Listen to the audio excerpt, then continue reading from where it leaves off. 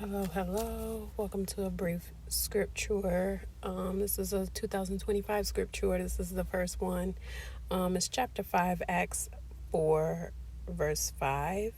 No, chapter 5, and it's just verses, all the verses in that chapter. This chapter pretty much speaks about Ananias and Sapphira, a solid couple, a solid foundation. However, the title of this scripture is Don't Lie. If I ask a question, I don't want the answer. I want the truth. And you notice in the Bible a lot, Jesus would ask questions versus teaching people and answering them. He would more so ask questions to receive a truth back from you, to receive the word of truth back from you, to receive an answer so you understand and know what it is he's saying unto you. In this instance, Peter asked the question to Ananias' wife after he lied. While it remained unsold, did it not remain your own? And after it was sold, was it not at your disposal? Why is it that you have contrived this deed in your heart? You have not lied to man, but to God. When Ananias heard these words, he fell down and breathed his last, in great fear upon all who heard of it. The young man rose and wrapped him up and carried him out and buried him. After an interval of about 3 hours, his wife came in, not knowing what had happened.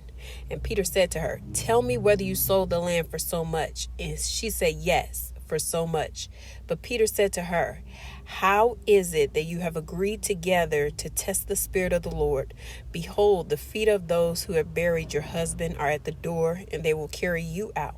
Immediately she fell down at his feet and breathed her last. When the young men came in, they found her dead, and they carried her out and buried her beside her husband. Like I said, a solid couple. They concocted this lie and continued this lie throughout the whole process. And I was just sitting here reading. I'm like, they were solid to the end. Like, really, you find people that will be together, but they won't be solid through the whole lie.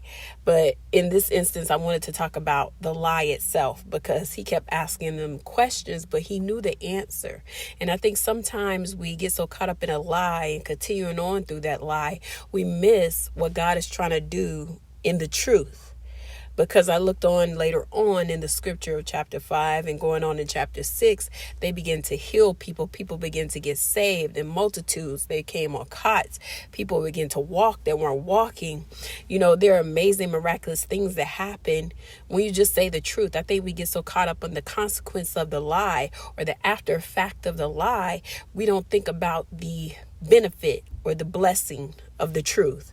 And I was just reading that and thinking that, I'm like, we will go so far to keep lying, but they missed out on everyone having something in common, everyone receiving their healing.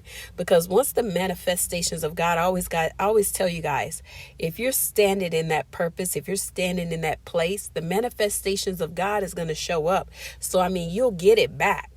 And that's what God always show us. It might not be today, it might not be yesterday, and it might not be tomorrow, but you'll get it back.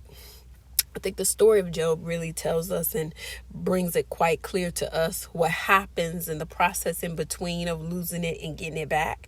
There is a process and a step in a relationship and experience with God that happens, but there's a truth that happens there too, that God's promises will come through. God's promises stands firm. God's